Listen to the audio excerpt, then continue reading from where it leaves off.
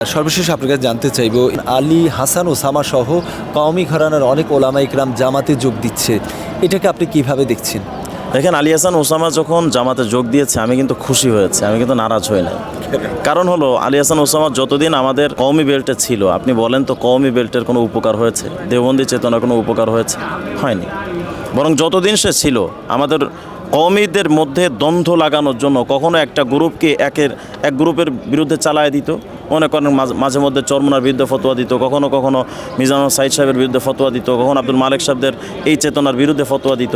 তো যতদিন সে আমাদের কওমি দেওবন্দি এই চেতনার মধ্যে ছিল, আমাদের কিন্তু ক্ষতি ছাড়া তার দ্বারা উপকার হয়নি। কিন্তু এখন যখন সে চলে গেছে, এতে আমি কেন খুশি? কারণ তাকে কেউ কওমি মনে করে আমাদের কওমি ছেলেরা আমাদের বিরুদ্ধে আর বিষোদাগার করবে না।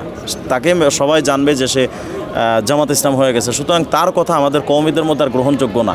কিন্তু যখন সে কওমি বেল্টে ছিল, তখন তার কথা মেনে আমাদের ছেলেরা আমাদের বিরুদ্ধে ফতোয়া দেওয়া শুরু করতো, যে কারণে আমি এ ব্যাপারে নারাজ হইনি। গুপ্ত জাসির থেকে স্পষ্ট জাসি অনেক ভালো।